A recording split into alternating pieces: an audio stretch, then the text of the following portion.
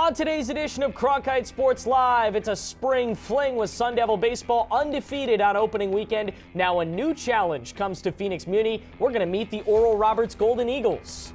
And after a lackluster weekend in Minnesota, Sun Devil hockey is down to its final 4 regular season games, including a high-stakes matchup with the number 3 team in the country. We have all the postseason potentials laid out for you. Plus a big one already today on the Diamond. Arizona State in 3rd ranked. Florida will tell you all about how it went down at Club Farrington. All that and more. CSL right now.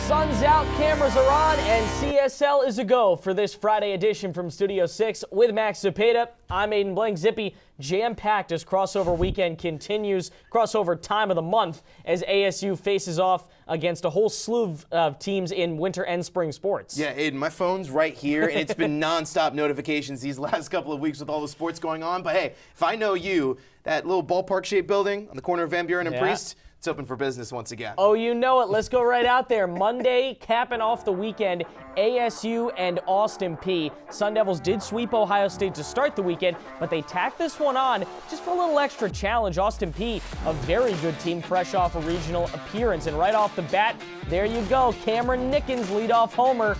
The Doves came to play, leading 1-0, and they would grow that lead here in the 4th inning. Kyle Proctor, opposite way, sneaks it by the infield, and suddenly it's 3-0 on an RBI single. Boy, this would be a big win if they could get it, but not so fast. Isaiah Jackson's got something to say. Oppo Taco for his first homer of the season. 3-1, and we've got a ball game here at Phoenix Muni on President's Day. It was a great day to bring the kids to the ballpark because you never know what you're going to see, including a 5-run inning. Always a pretty good bet you're going to see Brandon Compton play well at the ballpark, but this was a huge one. The Devs, all 5 runs coming in that inning. That's all they needed because this guy was on fire. Jonah Giblin, hop, skip, and a jump. He'll get you fired up. 5-3 going to the 8th, and Cole Carlone comes out of the pen. The arms out of the pen were just magnificent today, and so was Will Koger. Will Koger gets his 2nd career save. He had 1 all-time entering this game. 5-3 Devs win. Willie Bloomquist happy but not satisfied on the performance from the weekend. We understand we got to get better. And the record's great. We got 4 wins. Great. It's much easier to coach when you got 4 wins coming off 4 W's than 4 losses. So, but at the end of the day, we're not where we need to be. We got to get better. There's things we got to improve upon, and we know that. And like I said, happy about the 4-0 start, but not satisfied. All right, so we shift focus from weekend 1 to weekend 2, and we take you out to Phoenix Municipal Stadium right now. Taking a look at Dom Pasella. Dom, big weekend coming up for ASU. First weekend headlined by the hitting. Surprise, surprise. They've always been hot in the Bloomquist era. Who stood out in the box on opening weekend? Yeah, and this team has some dogs, and I'm not talking about Eddie. Outfielder Brandon Compton has looked great for the Sun Devils so far. He was Big 12 Player of the Week, and for a good reason. He has 9 RBIs in his last 3 games, including the game winner against Ohio State on Saturday, and then a game winner against Austin Peay on Monday. He has 2 home runs this season, tied for the most on the team this year, and in his 13 at-bats, he has 8 runs. If he keeps on bringing in runs at a rate like this, he could be a real threat for opposing pitchers. I'm going to take you from the batter's box to right behind the dish. That catching position has been a very interesting topic of conversation this year after Ryan Campos left after 3 seasons to head to professional baseball. Seems to be a little bit up in the air as to who's taking that position. Saw multiple guys in there on opening weekend. What's happening behind the plate? Yeah, Josiah Cromwick and Brody Briggs have been holding it down. Cromwick was a guy who wasn't getting a whole lot of attention last season, but found a spot in the heart of the order and hasn't looked back since. He's made himself known with a 3-run homer on opening day and the game-winning RBI. He has 2 home runs this season along with 2 doubles. And he's versatile. He can play catcher as well as designated hitter. When he's playing DH, Brody Briggs comes into the picture. Briggs is 4 for 7 this season in his 2 starts and had a 3-hit day against Ohio State on Saturday. Between ASU and Oral Roberts. The Arm Farm has returned, but this time with a new leader. Opening weekend that was supposed to showcase Sun Devil pitching in the future wasn't exactly sunshine and rainbows for Jeremy Accardo and his crew. Now it's an opportunity for Arizona State to reveal themselves on the mound. Here's Ethan Ignatowski. Arizona State Baseball's 4-0 opening weekend was achieved in classic Sun Devil fashion, scoring 38 runs and allowing 27. 2 games this weekend came down to just 1 run. New pitching coach Jeremy Accardo and fresh pitching lab are expected to usher in an era of better pitching performances in Tempe. However, that goal did not play out on opening weekend. On Sunday in particular, the ASU Arms allowed 10 runs to Ohio State bats. Freshman right-hander Jake Neely and sophomore southpaw Braden Barnes were responsible for 7 of those 10 runs. When you have a 10-2 lead or whatever it was, 10-3 or 10-2, you're kind of hoping that you can maybe start mixing some guys in there. Blink your eyes and it's they got the time run at the plate, and it's that can't happen. Neely comes to the Valley with a lightning fastball via Clark High School in San Antonio, Texas. He has plenty of potential, but his Sunday debut is a game that he'll surely want to forget. He entered in the 7th inning with a 7-run lead that quickly started to disappear. He only recorded 1 out and gave up 2 walks and a single that plated a run before Bloomquist pulled the plug on his outing, leaving him responsible for 2 runners still on base. Barnes got the call to enter the game. The number 3 ranked lefty in the state coming out of Basha appeared in 5 innings across 7 games last season. He allowed an RBI single and an RBI groundout, both credited to Neely's line before 2 wild pitches brought in a 4th run on the inning. Barnes got out of it with a strikeout, but a walk and back-to-back home runs in the 8th inning left him with 4 earned runs given up on the afternoon. Bloomquist will need to be able to rely on a multitude of arms to get to the end of the season. Struggles, especially from underclassmen, can be expected, but as Bloomquist mentioned on Sunday, the Sun Devils don't have time to let their young arms get comfortable.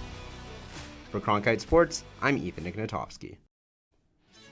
Time to recap the Devils on the ice as ASU is in the land of 10,000 lakes, taking on Minnesota Duluth. Picking up Friday night game 1, Lucas Sillinger able to make it 2-1, his 2nd point of the night, and Caleb Arnott on the other end for Minnesota Duluth. The Bulldogs tie it up at 2 apiece. We head to overtime. Aaron Penock, the defenseman, cutting through the Sun Devil defense, winning it in OT behind Luke Pavicic. And the Bulldogs, a below-average team in the NCHC, able to pick off game 1. But the Sun Devils, they need wins for their tournament hopes, so we head to game 2 the day after. Artem Schlein able to pick up a power play goal, his 1st of the season, 2nd of the night for him, makes it a 3-2 Sun Devils lead. Into the 3rd period we go. Max Plant absolutely barring the top right corner of the goal, tying it at 3, and it would go to overtime for a 2nd straight day. But clock ticks down, nothing happens, so it's a tie as ruled. But we can still play for a shootout in the NCHC points. Ryan Kerwin, he's up for the Sun Devils, going to shoot. Clayton Knapp in goal for Minnesota Duluth. Absolute bag. Sun Devils in front. Gibson Homer with the stop on the other end. ASU able to get points in the NCHC. Here's our Colgan Herschel for some Sun Devil bracketology. Thanks, guys. ASU dropped to 15th in the pairwise after an overtime loss and a shootout win at number 40 Minnesota Duluth last weekend. Currently sits 2 spots out of the NCAA tournament at-large qualifier. The Sun Devils' path to an at-large bid in the NCAA tournament isn't cut and dry, but we can estimate that they can earn 1 if they win at least 1 home game at home versus number 3 ranked Western Michigan this weekend. History is on their side, so it's been 2 years since ASU was last swept at Mullet in February of 2023 against the Alaska Nanooks. ASU also needs a sweep in its final series at Omaha in order to be in good standings for an at-large bid. 2 teams split their first series of the season back in Tempe in November, and ASU is 1-6-1 all-time when playing Omaha in Nebraska. If the Devils don't qualify for one of the 10 at-large bids, they would need to grab one of 6 automatic bids by winning the NCHC. They are on track to place top 4 in the conference. Finishing there would make them a host for the NCHC quarterfinals. These moments are what the ASU hockey program has worked towards over the past decade. from ACHA club hockey to one of the best in the conferences. The sport, and now on the cusp of an NCAA playoff berth, the Devils' path is certainly not clear-cut. But for Greg Powers and company, they need a result this weekend. Otherwise, that path will become clear, just headed in the wrong direction. Thanks so much, Colgan. And now Sun Devil hockey is going to need wins, and need them now if they have a chance to be in contention for an at-large bid in the NCAA tournament, like Colgan said. But the men who are moments away from setting foot on the Mullet Arena ice are probably the best group the Maroon and Gold have seen to date, and that is saying something. For more on the Western Michigan Broncos, the number 3 team in the country, here's our Keenan Vaughn. 2 weeks ahead of the finish line for the regular season and with little room for error, Arizona State faces its greatest test yet and number 3 Western Michigan for 2 games at Mullet Arena this weekend. Western Michigan has been nothing short of dominant this season. With the best scoring margin in the NCHC, the Broncos boast a 15-2-1 record against conference competition. The key to their attack is simple yet effective: balance in all 4 areas of play. Western Michigan has the 4th-ranked scoring offense in the country, with a near average of 4 goals per game, thanks in large part to the duo of sophomore forwards Alex Bump and Owen Michaels scoring 14 goals each. The Broncos also have an excellent special teams unit on both ends, shooting 26.8% on the power play, with an even better penalty kill at 91.3%. However, if there's one thing Western Michigan thrives on, it's in defense. In 28 games, the team is giving up less than 2 goals a game on average, what could be the best goaltender tandem in college hockey. Freshman Hampton Slukinski is 2nd in the country in save percentage, while graduate Cameron Rowe has won 15 of his 16 starts in net this season. Western Michigan needs 2 wins in regulation to clinch the NCHC regular season title for the first time in its program history, while Arizona State needs at least 1 regulation win to keep its hopes at a regular season title and an NCAA tournament berth alive. Considering everything the Broncos bring to the table, this series will be a defining moment for the Sun Devils. For Cronkite Sports, I'm Keenan Vaughn. That playoff push continues on the ice, and here's how it will break down. On the pairwise front, which will determine who makes the NCAA tournament, Arizona State is searching for as many points as possible to try and secure an at-large bid to the dance. On the NCHC front, things get a bit more tricky because Western Michigan wins the regular season title if they sweep twice in regulation this weekend. If not, then things will come down to the final 2 weekends of play heading into the conference tournament. For more on the path to the postseason, here's Eric List. As the final 4 games sit in front of Sun Devil hockey, one thing remains clear. If the team wants to have a shot at making the postseason in an at-large bid, if they don't win their conference, they'll need to put themselves in the best pairwise position possible. Last year, a record number of wins for Sun Devil hockey at 24, but a big mark on the resume was 6 ties. That was one of the reasons that they didn't make the tournament. This year, the Sun Devils only tied twice, Michigan and recently Minnesota Duluth. ASU did win both these games in a shootout, however they only counted as a tie. Overtime in college hockey is tricky. The pairwise and RPI ratings do it differently than a regulation win or loss. Instead, OT wins are counted as 2/3 of a win and 1/3 of a loss. For reference, road wins and home loss are weighed by a factor of 1.2, while home wins and road loss are weighed by 0.8. Quality of opponents does factor into both as well. This doesn't make winning in regulation a must in the final 4 games, however it does make it more important. The past 4 games for ASU have all required extra hockey. ASU went into Minnesota Duluth series staying 13th in the pairwise and came out of it 15th, and that drop happened after the first game, which was an overtime loss. Then Saturday's shootout win did not help them move back up in the pairwise because it officially counted as a tie. With 4 more quality opponents ahead, overtime is a big possibility. And what Sun Devil hockey does in those overtimes can have big implications for the good or the bad of their postseason. For Cronkite Sports, I'm Eric List. Thanks so much, Eric. And meanwhile, across Royal Road, Arizona State softball, is off to a 7-4 start on the new season. And year 3 of the Megan Bartlett era has started with 2 successful home tournaments in the Kajikawa and Littlewood Classics, respectively. But today, the Devils faced arguably their stiffest non-conference test since Bartlett has taken charge. And our Grace Johnson is live for us outside of Club Farrington. Grace, obviously I mentioned Aiden's favorite place is Phoenix Muni. You're at your favorite place in the world right now. Talk to me. It was was a 9-1 final, but what actually took place on the field with the Sun Devils and the number 3 team in the country? Yeah, guys, game 2 currently going on behind me here at Club Farrington. But earlier today, the Sun Devils dropped a big one, 9-1 to Florida. But it wasn't a matter of if they could pull away with the win. It was a matter of if they could compete with Florida because they are ranked number 3 in the country. And some positives are they didn't get shut out or run ruled. It was a pretty close game for majority of the game. It was 5-1 ball game until the 7th inning when the Gators pulled away. However, they were only allowed to score 1 run off of 6 hits, but that's expected when you go up against Keegan Rothrock, who was 2024 SEC Freshman of the Year.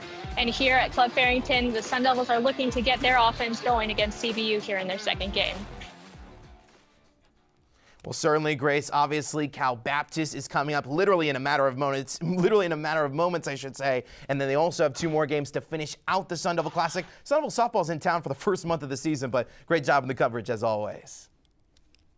Now, as Sun Devil softball continues its lengthy rebuild under Megan Bartlett, one factor that is kept at Farrington back is even their ability to find reliable arms and one that can control a game from start to finish. And while that still has to be decided who will attempt to take on that mantle this season, one sophomore has certainly made herself a case. For more, here's our WCSN softball reporter, Jack Brooks. Arizona State softball sophomore right-hander Mika Lupi has put the Sun Devils defense on her back so far in the young season. In the Littlewood Classic hosted at Farrington Stadium this past weekend, she threw for 20 innings pitched, recording 17 strikeouts, 2 wins, 1 save, and allowing only 2 earned runs and 2 walks. Her 5 appearances and 3 starts in the 6-game Classic earned her the team's Player of the Series award. Head coach Megan Bartlett and pitching coach Jeremy Manley had faith in Luby during ASU's doubleheader on Saturday. She started both games, which included the upset win over the Washington Huskies, and sat down 6 opposing batters by way of the K. In her 10.1 innings pitched on the day, she let up a mere 9 hits and 2 earned runs. Lupi's freshman year wasn't exactly something to awe over. In 2024, her 40 innings pitched amounted to a 4.73 ERA, 3.66 opponent batting average, and 64 conceded hits. Lupi has already exceeded her strikeout total from last season, with 24 so far on the year. Her 30 innings pitched has only included 6 earned runs and 3 walks. She has also lowered her opponent batting average by 184 and has an ERA sitting at 1.40, a striking difference from 2024. Early in her sophomore campaign, Lupi has started 4 more games compared to last year, despite having 9 fewer appearances. Her talent and expertise can bring leadership to a fairly young Sun Devil rotation that includes 2 freshman pitchers. This kind of quick development will be needed for ASU to compete in the Big 12, especially with 8 freshmen on the 2025 roster. Lupi has been called on time and time again, and it doesn't look like her performance in the circle is going to slow down anytime soon. For Cronkite Sports, I'm Jack Brooks. Let's go to the hard court number 5, Houston and Arizona State in men's hoops. Jaden Quaintance back after a 2-game absence. Obviously, you know the names on Houston's sideline. 6 minutes into the game, great whip-around play. Mason, Sannon, Ali, couple of big names for the Devs. Getting in on that, Alston Mason finishes the night with 26 points. That's a career high. Here's BJ Freeman pulling up, and suddenly it is a 25-20 game. This is LJ Cryer. You're only going to stick around with Houston for so long. That's why they're number 5 in the country. 29-20 Houston. Here is where this thing starts to get off the rocker. Bobby Hurley's anger is starting to unravel. You know things are starting to get bad when the anger takes over. We've all seen it multiple times even this season, and it only got worse throughout the night. Right before the break, Emmanuel Sharp triggers a reach from Bashir Jihad. He gets called for the foul. That was a tipping point for Bobby Hurley. There comes the technical. It happens, we feel like, every single game, and things start to get into it. Even Kenny Dillingham is confused what's going on at the end of first half. So could they turn it around in the second? Not so much. The final 20 minutes, all Cougars. Sharp hits one of his 4 made threes on the night, finishes with 17. 80-65 the final. Bobby Hurley a little more optimistic at the end of this game, talking about the difference between these 2 programs. Knew we would have our hands full. You know, a lot of coaches throw around words like culture and identity is like cliches and stuff, but they have it. You know, they he gets them to play really hard, really together, and the right way. Now, as the Sun Devils have fallen deep into the Big 12 death trap in recent weeks, their main culprit has seemed to be what they lack on the defensive end of the floor, giving up 80 points or more in 4 of the 6 games, making up their current losing streak. But there may be just as many problems in the bucket-getting department as well. And our men's hoops reporter Crawford McKinstry has a lesson he'd like to give to aid Bobby Hurley's game plans. ASU men's hoops has lost 6 straight games, and 4 of those losses have been by single digits. The main catalyst behind the Sun Devils' Big 12 skid is a struggling offense, one that has trouble creating in the pick and roll, lacks off-ball movement, and wastes possessions with crowded post-ups. Arizona State's main goal offensively is to score points in the paint first and ask questions later. And the main way Bobby Hurley goes about doing this is setting up the high pick and roll, preferably on either wing, because this allows the middle of the floor to open up for downhill drivers like Bashir Jihad and Jaden Quaintance to make things happen on the inside. However, defenses know this and will combat it nearly the same way every single time, by sending a hard hedge. Here against Houston on Wednesday, the Cougars send 2 at the ball, and Austin Mason fails to hit a wide-open Jaden Quaintance in the middle of the floor. The offense resets, Adam Miller gets in the 2-man game again with Quaintance and settles for a deeply contested 3. Similar situation against Kansas as Hunter Dickinson deters Austin Mason from hitting Quaintance in his sweet spot before peeling back onto his man to force a tough look. When Arizona State can't get things working in the pick and roll, they often resort to playing out of the post, and that's most effective when people are cutting off ball and moving towards the basket.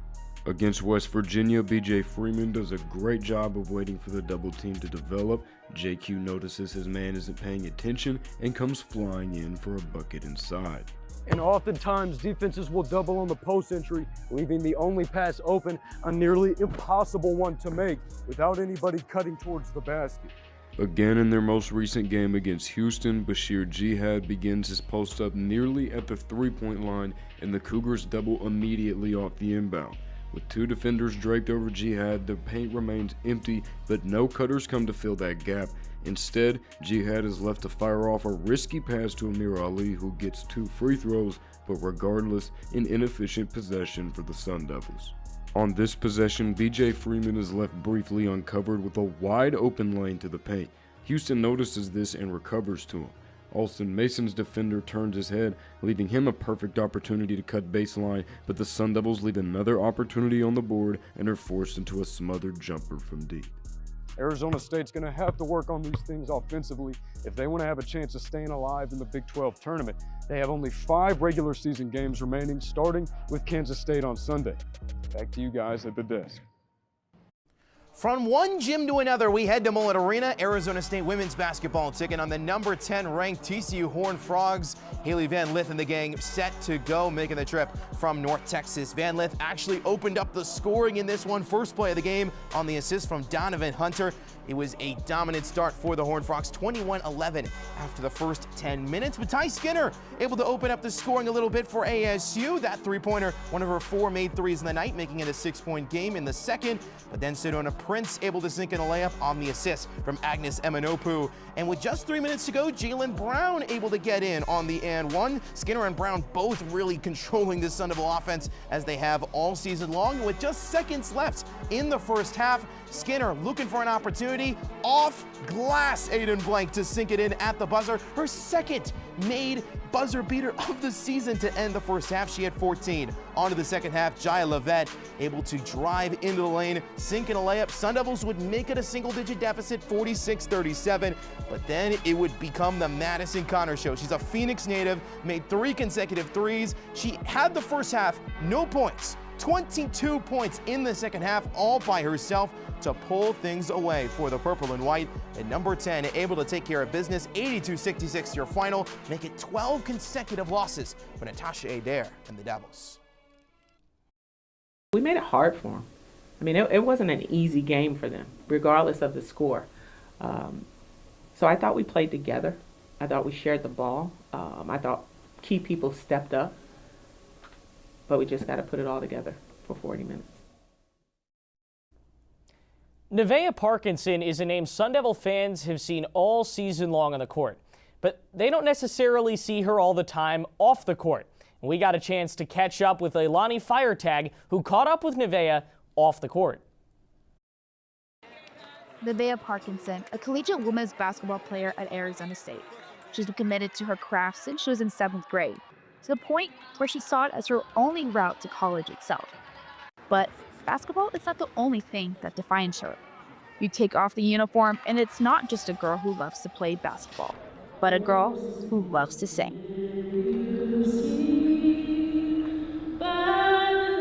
I've always kind of been able to sing. I grew up singing in church and everything. Kind of like shy about it when I was a kid. So then like as a kid, I kind of just grew up like just being a songbird, singing all the time. Parkinson sang the national anthem before the game against Cincinnati, and she showed everyone in the arena that her talents lie not just on the court. Well, I knew that she knew how to sing. That's one of her hobbies. And when this opportunity kind of presented itself, this was something we always wanted her to do, was sing the national anthem. We just didn't know which game it was going to be. Definitely nervous at first, like when you first start singing, but like once you kind of like get into the song and like kind of close your eyes in the moment, it's kind of like basketball. Like when you've done something for a long time, it's like you know that you can do it. It's just at first it's kind of nerve-wracking. But her first singing gig was for her church choir, and her returning fan was her grandma.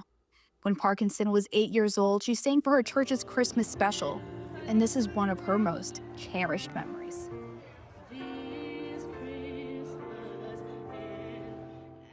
I think that's my favorite memory because I made my grandmother proud. My grandma could not sing, but like she really liked singing. And so like that was our thing. Having an identity outside of basketball is something Parkinson admires, and something that Adair looks for in every single one of her players. Well, we ask them, I'll ask, what are some things I don't know about you, or what are some hobbies, or when you're not playing basketball, what are you doing? And then that's when she expressed that she loves to sing. When Parkinson sang the national anthem, she showed that people are more than just their one identity. You know, it kind of brought tears to my eyes because, again, you know, we're coaching every day, right? In that moment, it wasn't about basketball. In that one moment, it was Nevaeh Parkinson sharing her gift, not only with the people in the arena, but with the world, whoever listened to it. And I think that singing for me, like being able to do something else other than basketball, it just kind of goes to show like everybody has, you know, some type of different talent than just one thing, and there's a different identity. Reporting for Cronkite Sports, I'm Leilani Feiertag. From DFA to Sun Devil Lacrosse Stadium, Arizona State is back on the grass for 2025 with the Maroon and Gold off to their second consecutive 3-0 start to a campaign, taking down Niagara, Pittsburgh, and Detroit Mercy, respectively. And one of the core reasons why the Sun Devils are off to their running start has been the sensational play of junior attacker Tegan Eng, who's second in the Big 12 in scoring and leads the conference in goals per game with over 4.5. So much more lies behind the story of this 3-0 start than the one from 2024, and our Nathan Kettlehat has more on ASU lacrosse circa 2025. Arizona State lacrosse is in full swing, and the Sun Devils are off to a 3-0 start. But stop me if you've heard this story before, because you would be right. 365 days ago, ASU was weaving a similar tale, a 3-0 start to the 2024 campaign. Then things went downhill for the Maroon and Gold, losing 4 straight after their hot start and finishing the season 9-10. So what has changed for ASU? The first is obvious, the roster. The turnover from season to season can drastically affect a program, and that seems to be the case here for ASU. 15 players from the roster last year have changed in some way, with a total of 31 in the 2025 season. The experience of the Sun Devils should lead to more success down the line. The second reason why ASU should continue to climb in 2025 is the defense stepping up. Through the first 3 games of 2024, Arizona State gave up an average of 10.3 goals a game in their wins. But in 2025, the Sun Devils have only given up 7 goals a game. Finally, the variety of playmakers for ASU has made a huge impact for the Sun Devils so far. Arizona State junior attackers Jordan Bihar, Tegan Eng, and Lydia Olno have added 48 of the 78 points ASU has racked up this year. If the Sun Devils keep doing what they're doing, and the defense continues to step up to the challenge, ASU lacrosse should be in great shape to keep the good times rolling. For Cronkite Sports, I'm Nathan Kettlehat. ASU water polo went to Irvine this morning to face off against the number 8 Long Beach State. The game marks the beginning of the Sun Devils' final tournament of the year, the Barbara Calbas Invitational. Before ASU gets into conference play, our Casey Smith has more details on the matchup. ASU Water Polo hasn't had a better record since 2012. This weekend, they have the Barbara Calbus Invitational, one final test before an MPSF conference schedule that includes 3 of the top 5 teams in the nation. The Sun Devils started it off with a defeat against number 8 Long Beach State, the closest ranked team ASU has faced all year. Losing 8-19, the Sun Devils were overwhelmed as the game went on, giving up 10 goals in the 4th period. The game marked one of the few opportunities ASU had to play a team that is so close to them in the rankings and also puts the Sun Devils in the loser side of the bracket. Although the Invitational showcases depth with 13 of the 16 teams in the top 25, the Sun Devils will likely miss out on further opportunities to play some of the top talent and improve their now 1-4 record against top 10 teams. The tournament continues Saturday as ASU plays unranked Biola, who they beat earlier this year 19-5. With a loaded slate of conference play coming up right after this weekend, it'll be crucial for the Sun Devils to finish on a high note through the last 3 games of the Invitational. Thanks so much, Casey. You would think in mid to late February would be way too early for a senior night for any program across college athletics. But that is what's about to happen tonight for Sun Devil Gymnastics, who just sit on the cutting edge of the nation's top 25 and will be honoring their class of 2025 inside Desert Financial Arena in a matter of hours. And our Maya Diaz has more on who the Devils will be awaiting their final night on the mat in Tempe. As Arizona State Gymnastics heads into its last home meet of the season, the Sun Devils will recognize and honor their seniors one last time tonight in Tempe. 3 out of the 5 graduating students are 5th years who are saying their final goodbyes. After finding her way to the 2024 NCAA Championship as an individual on bars, Jada Mangahaas will finally say goodbye to Tempe as one of the most consistent gymnasts during her time at ASU, especially on floor and bars. Emily White, who has not missed a single meet during her 5-year tenure with the Gym Devils, will depart as a strong, all-around competitor with at least 29 career event titles. Sarah Clark missed just 1 meet during her career as a Sun Devil and is one of the most dependable beam and bars workers. Clark only scored below a 9.7 6 times out of the 111 beam and bar routines competed. Although she missed most of the season with an ankle injury, Alex Theodora was an integral part of ASU lineups on bars and vault last season and competed ASU's only vault with a 10-0 start value. Jenna Blair, a senior transfer from Northern Illinois, will also be celebrated Friday night. Even though they'll be losing valuable veterans, the Sun Devils still remain in good hands with the junior class stepping up to fill up lineup spots from last season's departures and injuries that have popped up this year. Kayla Lee has picked up a spot on bars after previously competing beam and floor for the Sun Devils during her last 2 seasons. Kimberly Smith has began competing all around for the Sun Devils this season, only falling short of 9.7 just 3 times in 24 events. ASU will feel the loss of the senior class next season, but with the junior class surging, several talented underclassmen who will return from injury, and a new recruiting class, the Gym Devils look to be in good shape beyond 2025. For Cronkite Sports, I'm Maya Diaz. Thanks so much, Maya. Now, from one mat to another, the wrestlers wearing the maroon and gold have had a roller coaster schedule and a calendar year for the most part, as the once dominant program in the Pac-12 was dealt a daunting schedule and currently sits at 4-9 with 2 more top 25 matches to go before the Big 12 tournament. But one Sun Devil will walk away from the Valley as one of the program's great recent products. And here in Studio 6 for more is our Wyatt Bohmeyer. Despite a challenging home finale in which Sun Devil Wrestling lost 34-6, senior heavyweight Colton Schultz stole the show. The 6-year senior, who began his Sun Devil career all the way back in 2019, reached his 100th career victory Sunday afternoon in front of a packed Senior Day crowd. Schultz entered the day 1 win shy of 100, and how he got it can only be described as storybook. In an absolute stalemate of a duel versus Oklahoma's junior Juan Mora, Schultz triumphed in double overtime to claim his 100th victory in his final home bout in Tempe. Schultz later credited his dramatic victory to the loyal Sun Devil Wrestling fans, saying, quote, "Last time getting to compete in front of this crowd, it was a blast." As for the rest of the season, Schultz can become the program's first 5-time All-American, as well join fellow Sun Devil Richard Figueroa as the 11th national champion in program history, perhaps turning the page on a historically poor season for ASU wrestling. Guys?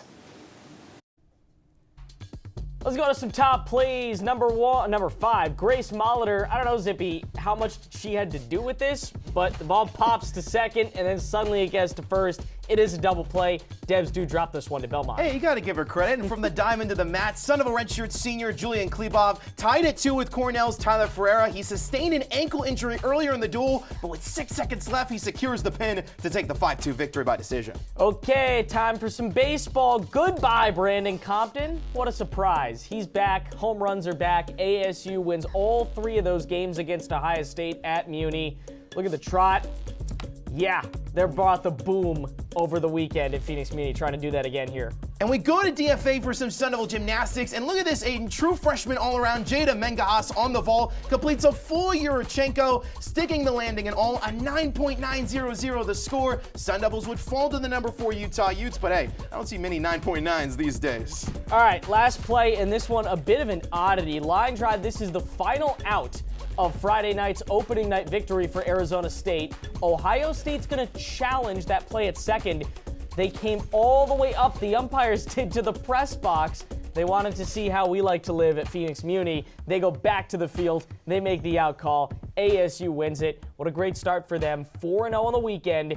And now they try to go for 5-0 for the first time in the Willie Bloomquist era. Yeah, it's going to be very hard. Oral Roberts is a program that went to Omaha 2 years ago, but just one of the many storylines at Tempe. Like I said, so many sports to keep track of, and we have all the coverage for you here at WCSN. Baseball, softball, hockey, hoops, wherever you're going, we appreciate you spending some time on this Friday with us. For Max Cepeda, I'm Aiden Blank. So long from Studio 6, back next week with another edition of Cronkite Sports Live. So long.